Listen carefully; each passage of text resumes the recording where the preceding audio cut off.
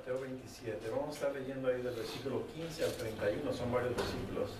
Mateo 27, 15 al 31.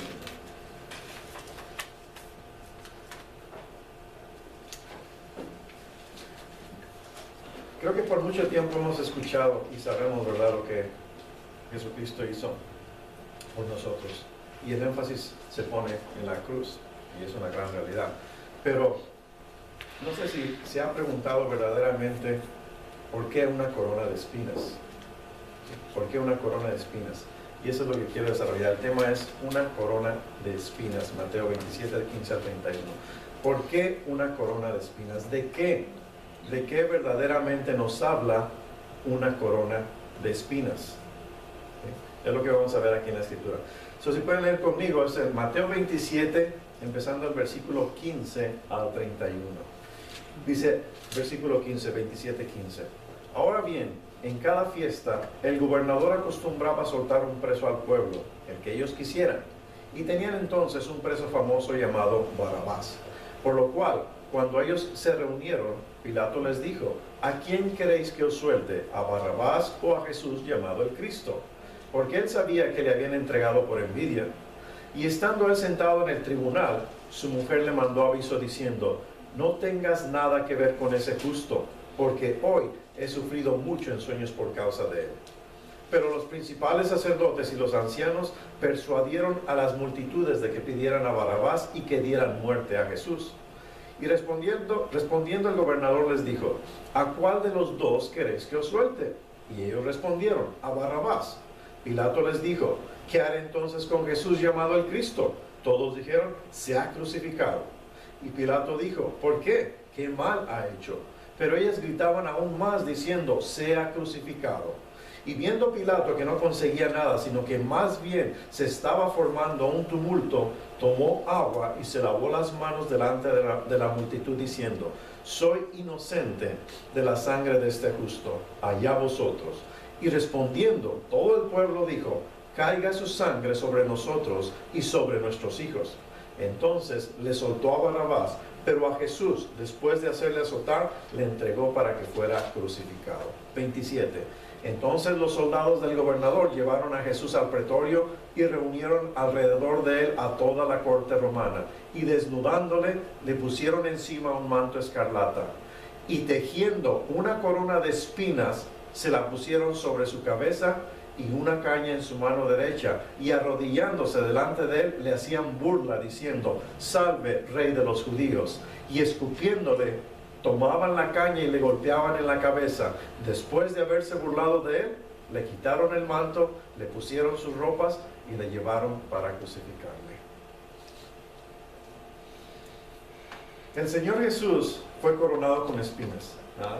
Y aunque la idea de hacerlo, creo yo, nació en una mente enfermiza, ¿verdad? Aunque esto haya sido una burla cruel, un acto, vamos a decir, malévolo, de odio y de rebelión, no fue una coincidencia. El que Jesús haya sido coronado con espinas antes, fue un drama escrito antes de que el mundo fuera. El que Jesús haya sido coronado con espinas, más que nada lleva un mensaje indescriptiblemente glorioso y maravilloso. ¿Ah? Acabamos de leer por medio de la escritura, sabemos cómo Jesús fue llevado ante la corte de Pilato. ¿Ah? Y sabemos también por la escritura cómo Pilato trató de lavarse sus manos para no tomar una decisión permitiendo que Jesús fuera azotado. ¿Ah? El tomar un látigo que desgarró sus espaldas y luego atarlo a un poste, créame, el flagelo de ese látigo era tal que si los hombres no eran fuertes, morían al ser azotados. Cuando terminaron de azotar a Jesús, le pusieron, dice la escritura, un manto escarlata, ¿sí? Y una caña de bambú en su mano como cetro. Posteriormente, ¿qué hicieron? Tomaron esa corona de espinas, poniéndola en su frente, y después, dice la escritura, lo golpearon en la cabeza. ¿Sí? No había piedras preciosas en esa corona. No había rubíes, ¿verdad?, en esa corona. Los únicos rubíes eran las gotas rojas de sangre del Hijo de Dios. ¿Verdad? Así que existen varias verdades del misterio sagrado de esa corona. Por un lado, esta corona procedió del pensamiento de una cruel burla de los hombres, ¿sí? Pero por otro lado, en ella existía un misterio conocido por el corazón y la mente de Dios. Ahora, ¿a qué me refiero con esto? Mira, primero, ¿de qué habla una corona de espinas? ¿Sí? ¿De qué habla una corona de espinas? Primero, y sobre todo, simboliza la maldición. La maldición que está sobre la humanidad, sobre usted, sobre mí, sobre todos, por el pecado. ¿Sí? Porque cuando Dios creó la humanidad, ¿qué fue lo que Él hizo? Él puso al hombre en un huerto, ¿verdad? En el huerto del Edén. Y en el huerto del Edén, escúcheme bien, no había espinas ni cardos. Aún no existían las espinas. ¿Sí? ¿Cómo lo sé? La escritura misma nos dice. Veanlo aquí. En Génesis 3, 17 y 18 dice muy claro aquí. Dice, entonces dijo Adán, por cuanto has escuchado la voz de tu mujer y has comido del árbol del cual te ordené diciendo, no comerás de él, dice, maldita será la tierra por tu causa. Con trabajo comerás de ella todos los días de tu vida. Versículo siguiente, 18, dice, espinos y abrojos, ¿qué? Te producirá, ¿verdad? Y comerás de las plantas del campo. Entonces podemos ver que aquí la escritura nos habla de la maldición que cayó sobre Adán y Eva a causa de su pecado, de su desobediencia a Dios, ¿verdad? Y aquí también es cuando las espinas y los cardos comenzaron a crecer en la tierra. Así como dice el versículo 18, espinos y abrojos te producirán, ¿verdad? Esto entonces es una evidencia bastante clara, visible, de la maldición del pecado sobre la humanidad. Aún la misma escritura en Hebreos 6:8 confirma, dice, pero si produce espinos y abrojos, no vale nada. Está próxima a ser maldecida, dice, y termina por ser quemada. ¿Ah? Entonces, bien, Jesús, ¿verdad?, llevaba esas espinas. Él cargó con esa corona. Si Adán no hubiera pecado, créame, las espinas nunca hubieran crecido sobre la tierra. Nunca. Jesús llevó esa corona, ¿por qué? Porque Él cargó con esa maldición. Él cargó con nuestra maldición. Las espinas que Jesús llevó sobre su cabeza, más que nada hablan de tribulación. Esas espinas hablan de dolor, hablan de la muerte que conlleva el pecado. ¿Tiene usted dificultades? ¿Conoce lo que es la enfermedad? Bien, este sendero espinoso por el que caminamos es precisamente el resultado del pecado. Y créame, no importa, ¿sí? No importa cuán bien usted pueda estar o piense que está ahora, hay una espina en su vida y tarde o temprano la va a sentir. Cuando usted salga a trabajar, eso sin importar su ocupación, lo que usted hace, cuando usted salga a trabajar, trabajará en un campo espinoso y su cuerpo hallará, como el apóstol Pablo, ¿verdad?, un aguijón en la carne. Amén. En otras palabras, usted conocerá la enfermedad, usted conocerá el sufrimiento, usted conocerá el dolor. ¿Por qué? Porque algo le sucedió a la creación. ¿Verdad? Pablo lo dice en estas palabras, Romanos 8:22, dice, pues sabemos, dice, que la creación entera, a una que hace, gime y sufre dolores de parto hasta ahora. ¿Y esto por qué? Porque existe, ¿verdad?, una maldición sobre todo, como resultado el pecado. ¿Quieres saber por qué tenemos tribulación? ¿Quieres saber por qué tenemos frustración? ¿Por qué tenemos sufrimiento? Vea los hospitales, vea las cárceles, vea cuerpos deformados, fricción, dolor, dificultades, agonía. Todo esto se describe con una palabra: pecado. Pecado. ¿Verdad? Cuando Jesús murió sobre esa cruz, Él fue coronado con espinas. Él llevó la corona, ¿por qué? Porque cargó con la maldición que nos pertenecía a nosotros. ¿Verdad? Ahora mire, hay otra verdad también aparte del misterio sagrado de esa corona, que es la miseria, ¿sí?, la miseria solemne de esa corona. Como decía, esta corona habla de sufrimiento, habla de dolor, ¿verdad? Y esta corona fue colocada sobre la sien del Señor Jesucristo, una de las partes más sensibles del cuerpo humano. Esas grandes espinas las pusieron ahí, y dice la escritura que con la caña lo comenzaron a maltratar y a golpear en la cabeza. Hey, créanme, Los artistas, todos esos pintores famosos, ¿sí? Todos esos artistas que pintan al Señor Jesús sobre la cruz, créanme, son bondadosos, son bondadosos. La verdad, no quisiera ver un cuadro que lo retrate literalmente, y créanme, no es una exageración. Su cara estaba tan brutalmente deformada que no se sabía si era la cara de un hombre o de un animal.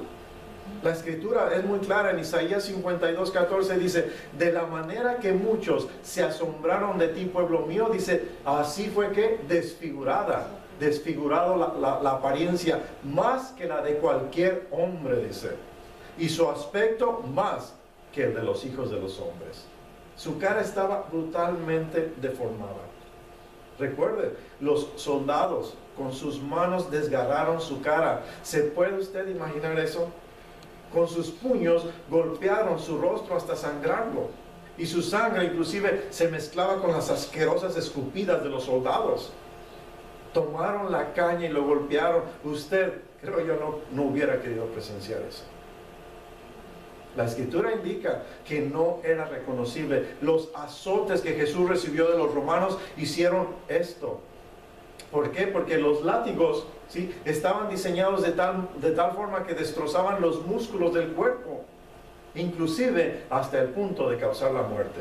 Es decir, ni siquiera parecía un ser humano sobre la cruz. ¿Por qué? Isaías 53:4 nos dice por qué. Dice, porque ciertamente Él, dice, llevó nuestras enfermedades y cargó con nuestros dolores. Con todo, dice, nosotros le tuvimos por azotado, por herido de Dios y afligido. En otras palabras, lo que dice Isaías es que Jesús llevó mi corona de sufrimiento sobre su cabeza. Él cargó con la maldición, Él sufrió nuestro infierno. Primero de Pedro nos dice en esta forma, 3:18, dice, porque también Cristo, dice, murió por los pecados una sola vez, dice, el justo por los injustos, para llevarnos a Dios, dice, muerto en la carne, pero vivificado en el Espíritu. ¿Amén? Ahora, otra gran verdad es la burla. Es la burla desvergonzada de esa corona. No solo el misterio y la miseria de esa corona, pero también la burla de esa corona. Mateo 27:29 de lo que leímos dice, y tejiendo una corona de espinas, dice, se la pusieron sobre su cabeza y una caña en su mano derecha, y arrodillándose delante de él, le hacían burla, diciendo, salve, Rey de los judíos. ¿Por qué se estaban burlando de él? Simple y sencillamente porque eran unos rebeldes. Lo que estaban prácticamente diciendo era, tú no eres nuestro rey, tú no eres un verdadero rey. No le pusieron un manto púrpura, que es señal de realeza, no, sino que le pusieron un manto escarlata o rojo, que simboliza el pecado. Le pusieron un cetro en sus manos. No le pusieron un cetro en sus manos, sino una caña. No le pusieron una corona real, sino una corona de espinas. El homenaje que le rindieron fue el escupirle en la cara. ¿Se puede imaginar todo eso? Ahí estaba el Señor de la gloria y le escupieron su rostro. Mire, la raíz de todo pecado, ¿sí?, la raíz de todo pecado no es lo malo que usted hace y que no debería hacer, o lo bueno que no hace pero que sí debería hacer.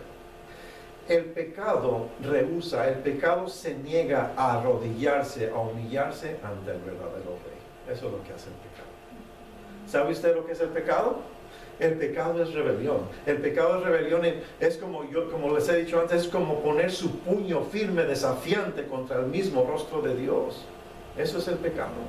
Es como lo dice la Escritura en otras palabras, en el Salmo 2, del versículo 1 y 2, dice, ¿por qué se sublevan o se rebelan las naciones y los pueblos traman, dice, cosas vanas? Dice, se levantan los reyes de la tierra y los gobernantes traman, unidos ¿contra quién? Contra el Señor. Contra el Señor. Esto significa contra Jesucristo, ¿verdad? Es decir, en otras palabras, no queremos que Cristo gobierne nuestras vidas. No queremos que Cristo gobierne sobre nosotros. Amén. Mire, cuando Jesucristo vino al mundo, Él nació en el mundo del gobierno romano. Él nació en el mundo de la cultura griega, en el mundo de la religión hebrea. Estos eran los mundos dominantes. ¿Qué hicieron ellos? Ellos lo rechazaron. Lo rechazaron. En lugar de coronarlo con una corona real, lo coronaron con espinas. ¿Sí? Y escúcheme bien, lo mismo está sucediendo hoy. En el mundo gubernamental se ha prohibido al Señor Jesucristo. Por ejemplo, en este país, y sabemos esto, en este país donde se ha tenido una base cristiana, pasamos de un dilema a otro, de una crisis a otra. ¿Por qué?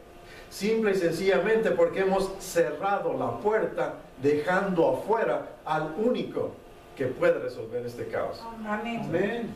En el mundo de la cultura actual de hoy, ¿se puede usted imaginar hoy día, por ejemplo, el ponerse de pie en una de nuestras grandes universidades y decir que Jesucristo es la respuesta?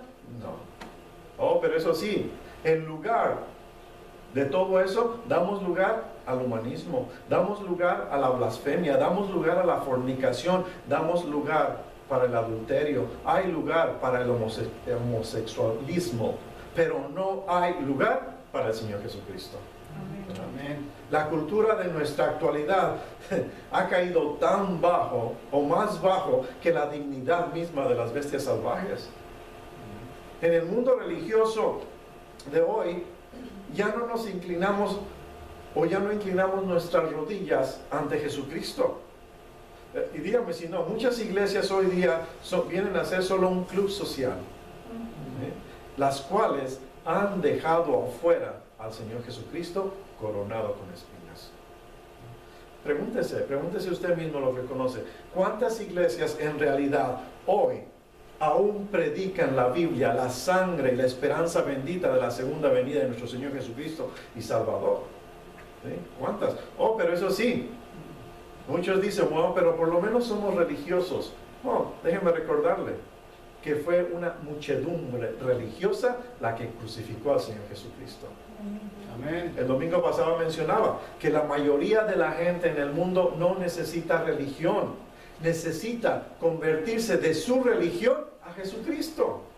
¿Sí? Él llevó la maldición, Él sufrió por nosotros. ¿Sí? Los hombres, tanto en el pasado como hoy, se niegan, rehúsan inclinarse ante Jesucristo. En otras palabras, hoy usted o se arrodilla ante Él o lo corona con espinas una vez más. ¿Por qué llevó Jesús una corona de espinas? ¿No? Simple y sencillamente porque Dios nos está enseñando una lección. El apóstol Pablo en 2 Corintios dice, 5:21, dice, al que no conoció pecado, le hizo pecado, dice, por nosotros. ¿Para qué? Dice, para que fuéramos hechos justicia de Dios en Él. ¿Qué significa esto? Significa que mi corona de espinas, mi pecado, mi maldición fue puesta en Jesucristo y Él recibió mi castigo. ¿Sí? Usted es un pecador y en verdad le digo que su pecado será castigado. Dios es un Dios santo y Él ha jurado por su santidad que todo pecado será castigado. ¿Sí? Así es de que la única pregunta que usted debe hacerse, ¿qué hizo Abraham? Dijo, yo no voy a hacer eso. No, él simplemente obedeció. Abraham, dice la Biblia, se levantó muy temprano al día siguiente y partió con su hijo, ¿verdad? Llevando la leña para el holocausto, el cuchillo y el fuego. ¿Sí? Lo único que faltaba era el cordero para el sacrificio.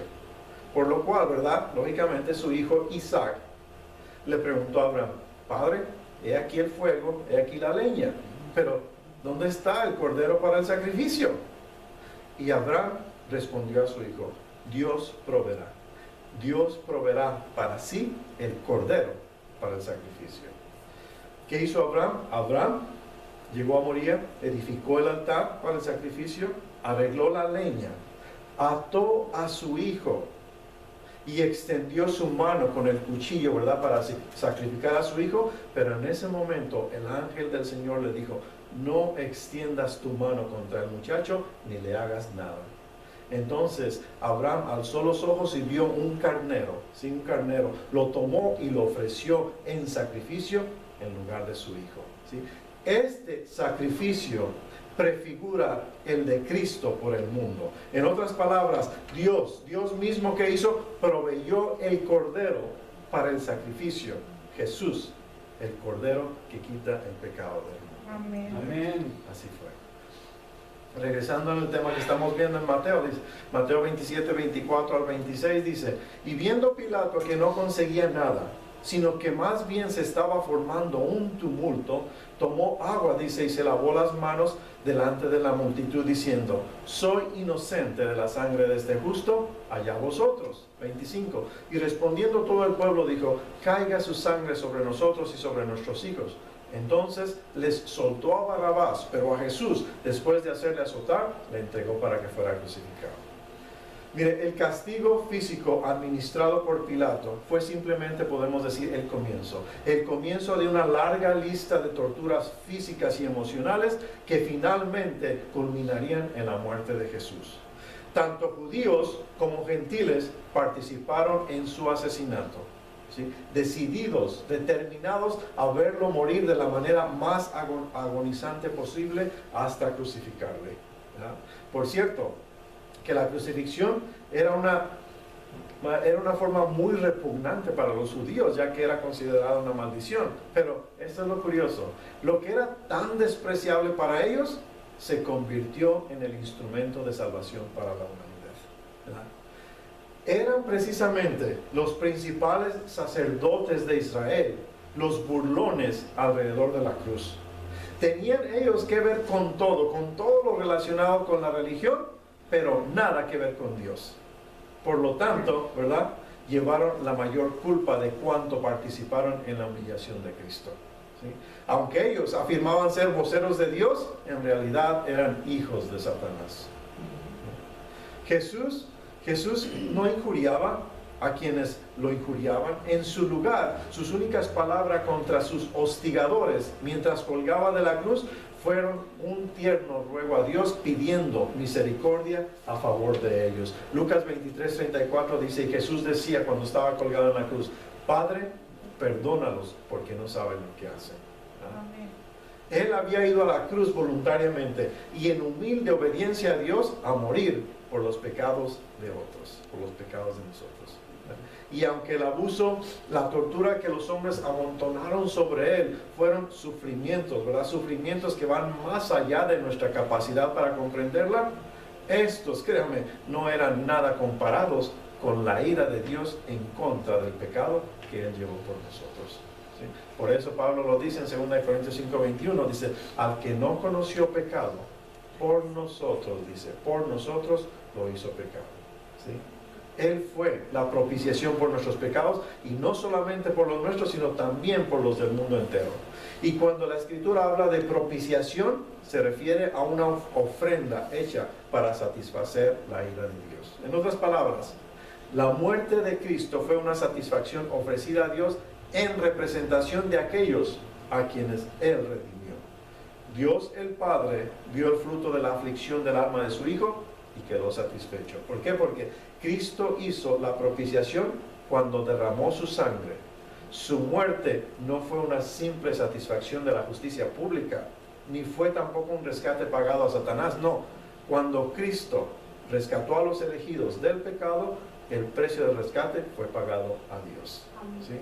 Cristo murió en nuestro lugar y por nosotros, y recibió exactamente el mismo derramamiento de la ira divina de Dios en toda su furia, el cual nosotros merecíamos por nuestros pecados, ¿sí? Esa fue la verdadera medida de los sufrimientos de Cristo en la cruz, ¿verdad? Por ello, Juan en su evangelio, cuando habla de la crucifixión, nos dice en Juan 19:30, dice, entonces Jesús, cuando hubo tomado el vinagre, dijo, consumado es, e inclinando la cabeza, entregó el Espíritu. En otras palabras, fue un grito de triunfo, ¿sí? No quiso decir simplemente que su vida terrenal había terminado, no.